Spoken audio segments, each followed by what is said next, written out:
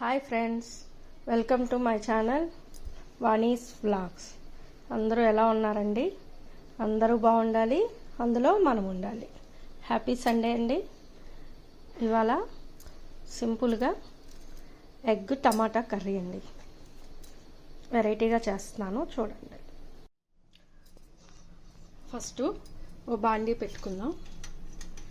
బాండీ పెట్టుకొని అందులో ఆయిల్ వేసుకోవాలి.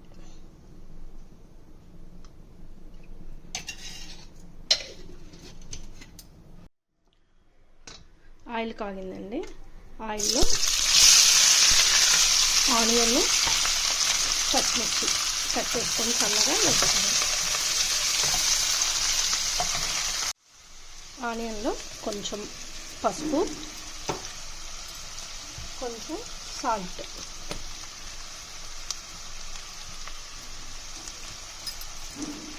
వేసుకొని ఒకసారి కలిపేసి మూత పెట్టుకుంటే ఆనియన్ చక్కగా ఫ్రై అయిపోతాయి.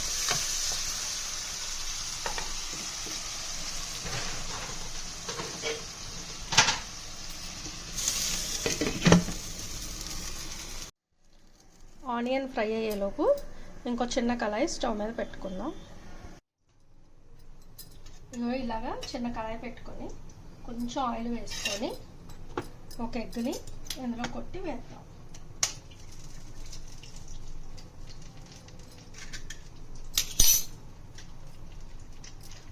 దీంట్లో జస్ట్ లైట్గా సాల్ట్, కారం,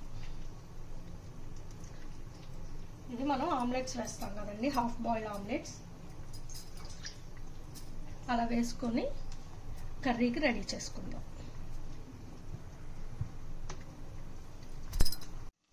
ఆనియన్ చూసారా, సాల్ట్ పసుపు వేసుకున్నాం కాబట్టి త్వరగా ఫ్రై అయిపోయింది. ఇప్పుడు ఒక చిన్న స్పూను అల్లం వెల్లుల్లి పేస్ట్ వేద్దాం. చాలా కొంచెమేనండి, ఎక్కువ అక్కర్లేదు.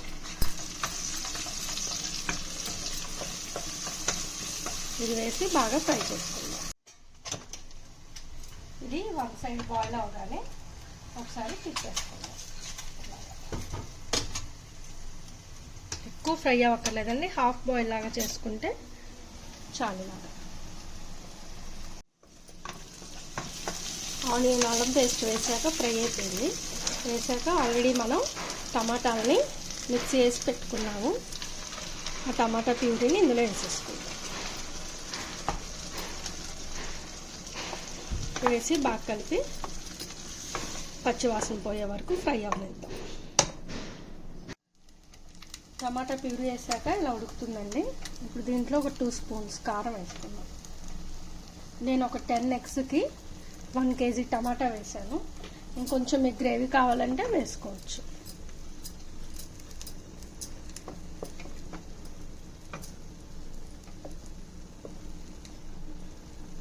అలా కలిపి ఆయిల్ బయటకు వచ్చే వరకు ఉడకనిద్దాం. మన ఆమ్లెట్స్ కూడా అవుతున్నాయండి. ఇది చిన్న కళాయి ఎందుకు పెట్టమనంటే ఒకే షేప్ వస్తాయి, చిన్న చిన్నగా వస్తాయి, ఇలాగా అన్నీ ఒకటే వస్తాయి.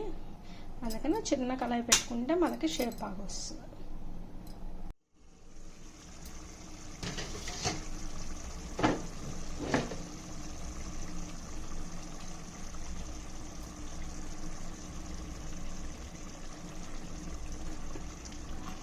ఇదిగోండి, టమాటా కూర ఇలా ఆయిల్ తేలే వరకు బాగా మగ్గింది కదా.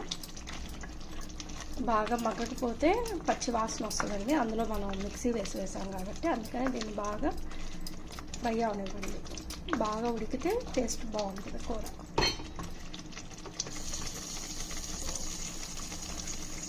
దీంట్లో 4 వెల్లుల్లిపాయలు కొంచెం చితక్కొట్టేసి వేసుకుందాం. మంచి ఫ్లేవర్ వస్తుంది అన్నమాట.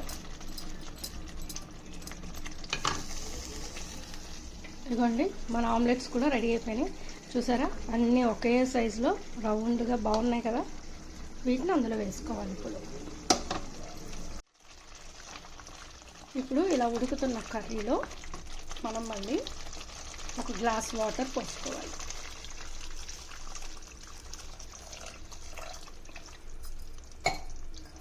ఎందుకంటే మనం ఆమ్లెట్స్ వేస్తాం కదా. ఇప్పుడు ఈ టమాటా పులుపు అంతా టేస్ట్ అంతా ఆమ్లెట్స్ కూడా పట్టేదాకా ఉడకాలి. సో ఇలా వాటర్ వేసుకొని ఇలాగా లిక్విడ్ లాగా వేసుకోవాలి. వేసుకొని ఇది బాయిల్ అవుతున్నప్పుడు ఆమ్లెట్స్ వేద్దాం. ఒక్క నిమిషం మూత వేద్దాం. ఇలా బాయిల్ అవుతున్నప్పుడు మనం వేసి పెట్టుకున్న ఆమ్లెట్స్ అన్నీ అందులో వేద్దాం.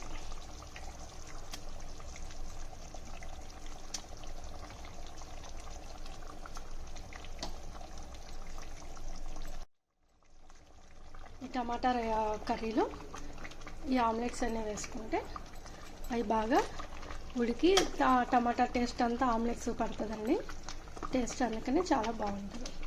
మనం మామూలుగా బాయిల్డ్ ఎగ్స్ వేసుకొని టమాటా కర్రీ చేస్తాము, అదొక వెరైటీ. ఇంకోటి టమాటా కర్రీ అవగానే దాంట్లో గుడ్లు కొట్టి వేస్తాము, అదొక వెరైటీ. ఇదొక వెరైటీ అండి. ఈ టమాటా ఈ ఉడికేలోపు మనం పక్కన ఆమ్లెట్లు వేస్తే కర్రీ కూడా చాలా ఫాస్ట్గా అయిపోతుంది, వెరైటీగా కూడా ఉంటుంది. పిల్లలు కూడా ఇష్టంగా తింటారు. మీరు కూడా ట్రై చేయండి ఒకసారి. ఇంకా దీన్ని ఇట్లాగా సిమ్లో పెట్టుకొని ఒక 10 minutes వదిలేసాం అనుకోండి, చక్కగా బాయిల్ అయిపోతుంది కర్రీ అంతా కూడా.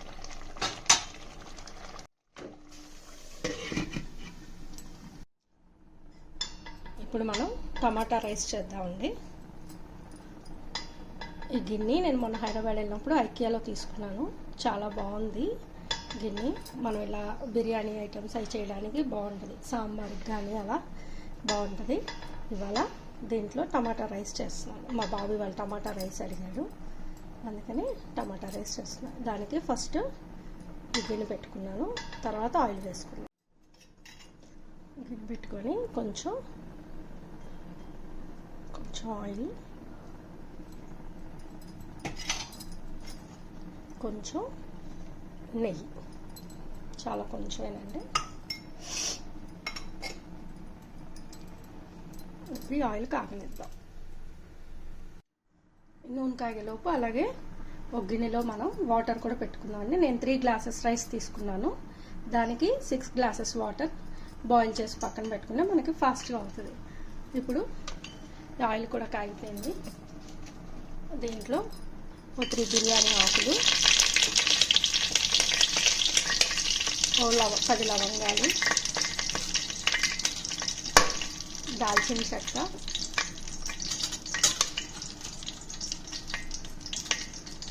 ఇలాచి, జాజి పువ్వు, మసాలా, ఇంకా మనకి కావాల్సిన మసాలా దినుసులన్నీ వేసుకోవచ్చు. వేసి ఒకసారి కలుపుకుందాం.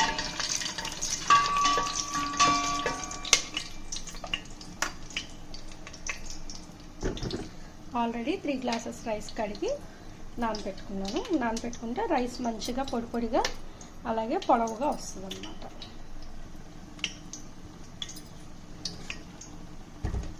ఇది వేగగానే కట్ చేసి పెట్టుకున్న ఆనియన్స్, పచ్చిమిర్చి వేసుకున్నాం.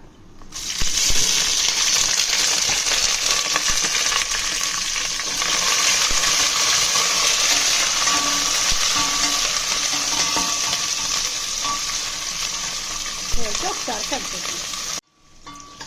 ఈ ఆనియన్ ఫ్రై అయ్యేటప్పుడు కొంచెం పుదీనా వేసుకున్నాం, ఎక్కువ వద్దండి, ఎందుకంటే పుదీనా ఫ్లేవర్ వచ్చేసి టమాటాని డామినేట్ చేసేస్తుంది. అలాగే జస్ట్ లైట్గా వేస్తాం, టేస్ట్ కోసం వేసుకోండి. అలాగే ఒక్క టమాటాని ఇలా స్లైసెస్గా కోసి వేసుకున్నాం. అంటే ఆల్రెడీ నేను ఒక 1/2 kg కన్నా కొంచెం తక్కువగా టమాటాని ప్యూరీ చేసేసి పెట్టుకున్నాను.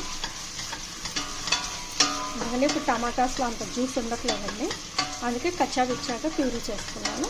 అది వేద్దాం. ఇది వేగాక దీంట్లోనే కొంచెం పసుపు వేసుకుందాం, అలాగే సాల్ట్. తెలుసు కదండి, 2 వేస్తే ఆనియన్ త్వరగా ఫ్రై అయిపోతుంది. అందుకే నేను దేంట్లో అయినా సరే ఫస్ట్ ఆనియన్లో పసుపు సాల్ట్ వేస్తాను. ఒకసారి కలిపేసి సిమ్లో పెట్టుకొని మొత్తంగా సిమ్లో పెట్టేసి ఒక 2 minutes మూత పెడితే మగ్గిపోతుందండి. ఇది మధ్య మధ్యలో బాగా చూసుకోవాలండి. అల్యూమినియం అయితే త్వరగా మాడదు, కానీ మనం స్టీల్లోకి చేంజ్ అవుదాం అనుకుని స్టీల్లోకి వస్తున్నాం కదా, ఇప్పుడే స్టీల్ గిన్నెలు అన్నీ వాడుతున్నాం కదా. సో వీటిని మాత్రం దగ్గర ఉండే కలుపుకుంటూ ఉండాలండి, లేకపోతే మాడిపోతుంది. మన ఎగ్ కర్రీ ఎక్కడ దాకా వచ్చిందో చూద్దాం. చూసినా మంచిగా బాయిల్ అవుతుంది. ఈ జ్యూస్ అంతా ఈ ఆమ్లెట్స్ పట్టాలన్నమాట. అప్పుడు ఆమ్లెట్స్ కూడా మనకి జ్యూసీగా ఉంటాయి.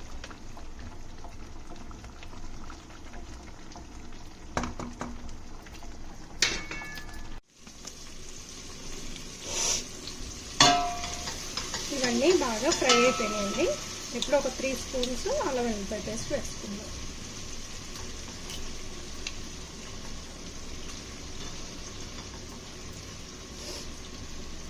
వేసి బాగా దీన్ని కూడా పచ్చివాసన పోయే వరకు ఫ్రై అయ్యింది.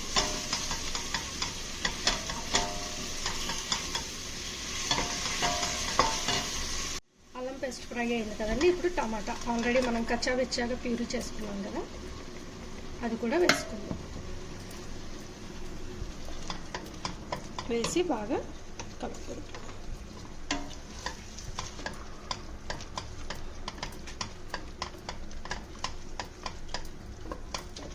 దీంట్లోనే కొంచెం కారం వేద్దాం, ఎందుకంటే టమాటా పులుపు కదండి, కొంచెం ఎక్కువ అక్కర్లేదు. ఎందుకంటే మనకి మసాలాలన్నీ వేసాం కాబట్టి అది సరిపోతుంది. కొంచెం టమాటా వేసుకొని కలుపుదాం. బాయిల్ అయ్యే వరకు వెయిట్ చేద్దాం.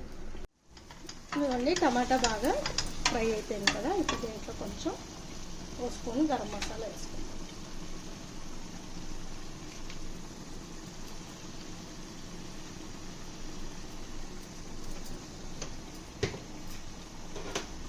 వేసి ఒకసారి కలుపుకొని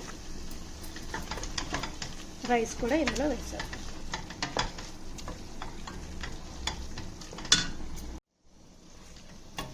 టమాటాలు బాగా ఫ్రై అయిపోయింది కదండి. కొంచెం గరం మసాలా కూడా వేసుకున్నాము. ఇప్పుడు రైస్ వేసేద్దాం.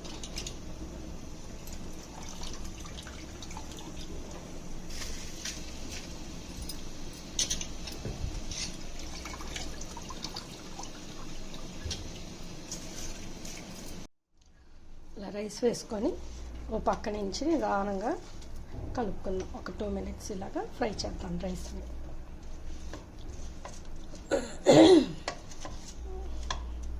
కొంచెం హైలో పెట్టుకొని ఒక 2 minutes ఇలా రైస్ని ఫ్రై చేద్దాం.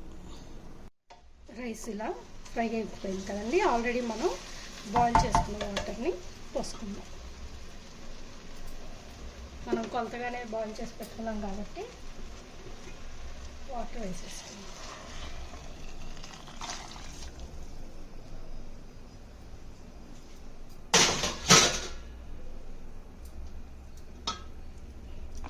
చూసారా, మనం హాట్ వాటర్ పోయంగానే బాయిల్ అయిపోతుంది, ఫాస్ట్గా అయిపోతుంది అన్నమాట.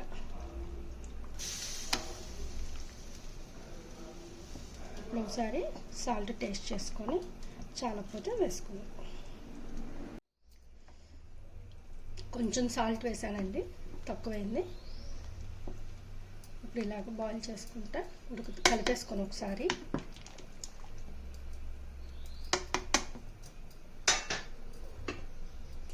హైలోనే ఉంచి మూత పెడదాం.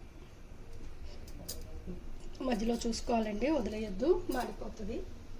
స్టీల్ గిన్నెలో మాడిందంటే స్మెల్ వెంటనే మిగిలిన రైస్ అంతా అబ్జర్వ్ చేసుకుంటుందండి. కర్రీ అయినా ఏదైనా అంతే, స్టీల్ గిన్నెలు అయితే కర్రీ మొత్తం అబ్జర్వ్ చేసేసుకుంటుంది. అదే మన అల్యూమినియం అయితే అంత అబ్జర్వ్ చేయదు, కానీ స్టీల్ గిన్నెలో వెంటనే అబ్జర్వ్ చేసేసుకుంటుంది. అందుకని మధ్య మధ్యలో కలుపుతూ ఉండాలి. ఇదిగోండి, మన ఎగ్ ఆమ్లెట్ టమాటా కర్రీ రెడీ అయిపోయింది. టేస్ట్ చాలా బాగుందండి. వైట్ రైస్లో చపాతీలో చాలా బాగుంటుంది. మామూలు టమాటా రైస్కి పర్లేదు, అంటే పులుపు తినే వాళ్ళు అయితే తినచ్చు, బాగానే ఉంటుంది. మామూలుగా మనం కుష్కా రైస్, బగారా రైస్ చేస్తాం కదా, వాటికి మంచి కాంబినేషన్, చాలా బాగుంటుంది. మీరు కూడా ట్రై చేయండి, టేస్ట్ చేయండి. టేస్ట్ చేసి నాకు కమెంట్ చేయండి.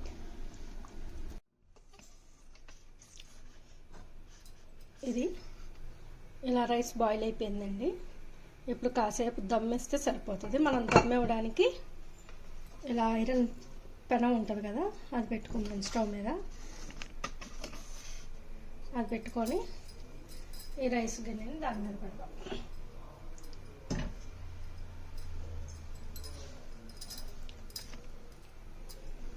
ఇలా దమ్మేస్తే రైసు ఇంకా వాటర్ అది ఉన్నా కూడా మంచిగా ఆవిరైపోయి మంచిగా దమ్ అవుతుంది అన్నమాట. ఇదిగోండి ఇలా. కొత్తిమీర వేయలేదండి, ఎందుకంటే మా బాబుకి అంత ఇష్టం ఉండదు, వాడి కోసమే కదా చేసే, అందుకని కొత్తిమీర వేయలేదు ఇవాళ. ఇది ఇలాగా ఒక 10 మినిట్స్ హైలో పెడదాం. 10 మినిట్స్ హైలో పెట్టాక అప్పుడు ఒక 5 మినిట్స్ మళ్ళీ సిమ్లో పెట్టుకుంటే మంచిగా దమ్ అవుతుంది. ఫ్రెండ్స్ ఇదిగోండి, ఎమ్మీగా మన టమాటా రైస్ చక్కగా ఇలాగా పొడి పొడిలాడుతూ వచ్చింది.